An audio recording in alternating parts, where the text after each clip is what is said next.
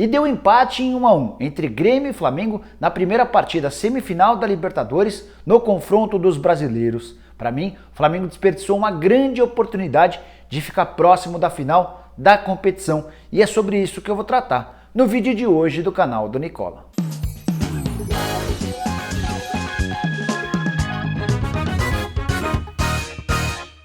Fala aí pessoal, eu sou o Jorge Nicola e antes de começar a falar sobre o jogo, queria fazer um agradecimento especial a cada um de vocês, inscritos no canal do Nicola. Superamos a marca dos 340 mil inscritos, tudo isso em menos de um ano de existência aqui do canal e com menos de 260 vídeos. Número absolutamente expressivo, eu não tinha a mínima ideia de que alcançaria essa marca tão expressiva em tão pouco tempo. Então, meu muito obrigado, e você que ainda não se inscreveu, aperta esse botãozinho vermelho de inscreva-se e acione o sininho também.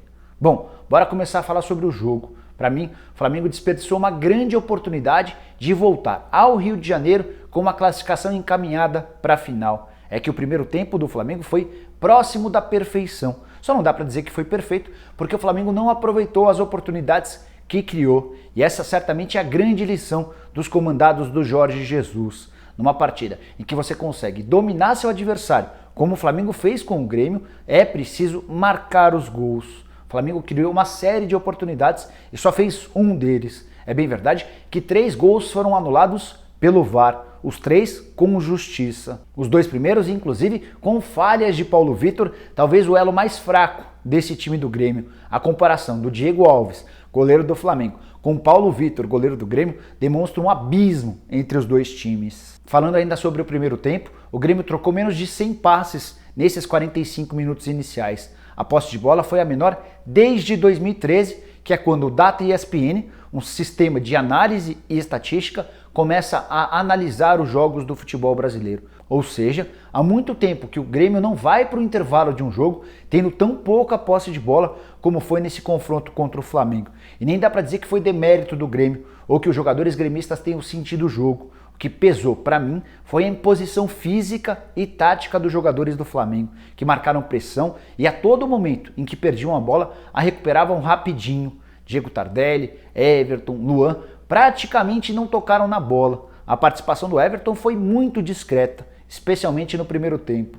Veio a etapa final e o Renato Gaúcho conseguiu dar uma melhorada no Grêmio, que passou a incomodar e parou em alguns momentos no Diego Alves. E no momento em que a partida ficou toma lá da cá, saiu o primeiro gol do jogo, o primeiro gol que enfim foi validado. Linda jogada do Flamengo, mais de 1 minuto de posse de bola, com participação de quase todos os jogadores, exceção ao Gabigol. Cruzamento do lado direito, o Bruno Henrique subiu mais do que o Galhardo e marcou seu 4º gol na Libertadores da América. São mais 5 assistências, 9 participações do Bruno Henrique em gols do Flamengo somente na Libertadores da América. A curiosidade desse lance é que na comemoração do gol, o Flamengo acaba perdendo o Gerson. Ele pula a placa de publicidade e acaba sentindo fortes câimbras. Inclusive o tratamento ou a primeira assistência foi dada pelos fotógrafos que estavam atrás do gol. Pois bem, o Gerson não conseguiu voltar para o jogo e o Pires da Mota foi a opção do Jorge Jesus. A partir daí, o Flamengo perdeu em intensidade, em capacidade de marcação e de criação,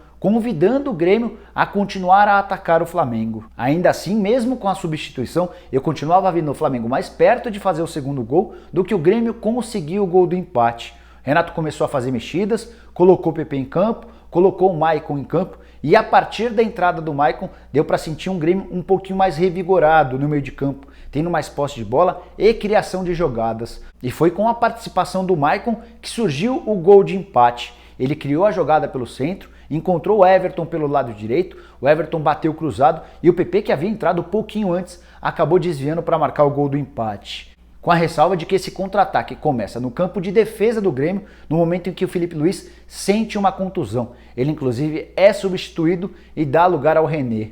Se eu achei o resultado justo? Não. Para mim, o mais justo seria a vitória do Flamengo, embora não exista justiça no mundo do futebol. E aí também não há nenhum clubismo nessa história. Não sou torcedor do Flamengo, não sou torcedor do Grêmio e muito menos estou preocupado em fazer média com essa ou com aquela torcida. Mas, para mim, o Flamengo fez um primeiro tempo muito bom, um segundo tempo equilibrado, em que as forças foram praticamente iguais. E aí, na soma desses 90 minutos, eu vi o Flamengo melhor do que o Grêmio. Se serve de consolo para o torcedor tricolor, o Grêmio já se especializou nessa temporada em buscar resultados fora de casa. Foi assim, por exemplo, na fase de grupos da Libertadores, quando o Grêmio perdeu para o Libertad em casa e venceu no Paraguai com toda a autoridade do mundo. Pouco mais para frente, na Copa do Brasil, resultado ruim em casa contra o Bahia e uma vitória convincente em Salvador por 1-0 que colocou o Grêmio na fase seguinte.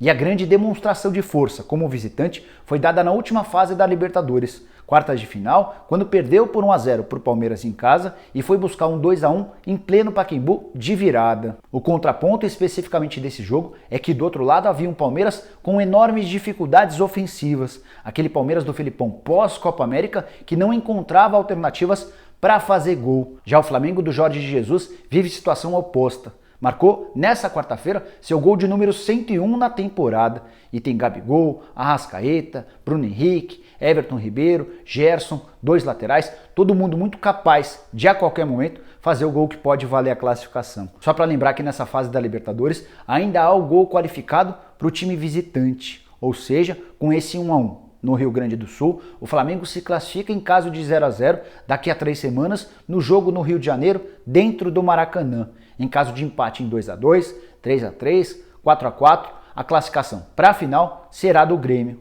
Em caso de novo empate em 1-1, a decisão vai para os pênaltis. Para fechar, preciso falar sobre o alento que o torcedor do Grêmio pode ter daqui a 3 semanas. É que Leonardo, lateral direito, Jeromel, zagueiro e Maicon, volante, certamente estarão à disposição para jogar os 90 minutos como titulares. E Galhardo e David Braz, que jogaram pelo lado direito do sistema defensivo do Grêmio, sofreram demais com os avanços de Bruno Henrique, Felipe Luiz e também do Arrascaeta. Certamente vai ser um sistema defensivo do Grêmio mais sólido. Com a presença do Maicon no meio de campo, no lugar do Michel, o Grêmio também ganha em experiência e em qualidade, em mais posse de bola. Dá para imaginar sim um Grêmio mais forte, mas para mim o Flamengo é favorito a passar para a próxima fase, a ser o representante brasileiro na final da Libertadores da América. Bom, pessoal, eram essas as minhas impressões que eu queria dividir com cada um de vocês. Espero que tenham curtido o vídeo e deem um like por aqui. Quem ainda não se inscreveu no canal, se inscreva e acione o sininho. Eu também quero muito ouvir a sua opinião. O que você achou do jogo? Quem para você está mais perto de se classificar para a grande final da Libertadores? A gente se vê em breve, um abraço!